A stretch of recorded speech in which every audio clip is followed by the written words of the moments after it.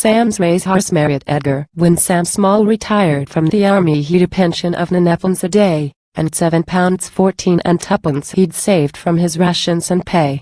He knew this here wasn't a fortune, but reckoned with prudence and care he'd find some investment to save him from hard work and things like that there.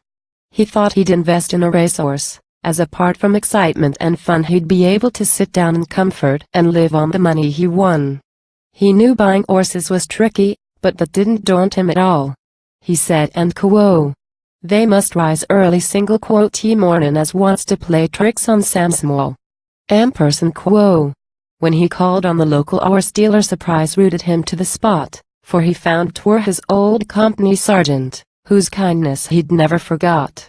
'Twere a happy reunion on both sides. Their pleasure at meeting was great, for each hoped to diddle the other and wipe a few grudges off slate. The sergeant brought out his race horses, for which he asked various sums. They hadn't a tooth left between them, but Sam knew their age by their gums. Sam studied their lines and deportment as sergeant were trotting them round, and told him he reckoned their value were 4 pence, per racehorse, per pound. Now the sarg had a filly called Buster as he hadn't said nothing about, but when Sam turned his nose up at the others he thought as he'd best trot her out. Sam was struck with her youthful appearance, though there wasn't much light in the place, for her teeth were all pearly and even and there wasn't a line on her face.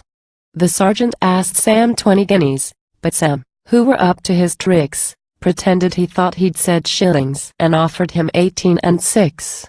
In the end he paid 8 guineas for her, and when he'd got home with the goods he reckoned he'd not done so badly, for 3 of the guineas was duds. But later, when he thought it over, a doubt through his mind seemed to creep. If Buster were all she were painted, why the sergeant had sold her so cheap? He very soon found out the answer when he looked at her close in her stall. She'd the marks where her face had been lifted and a mouth full of false teeth and all. The little walk home had fatigued her and the cold air had started her cough. Sam reckoned he'd best see the sergeant and tell him the bargain was off.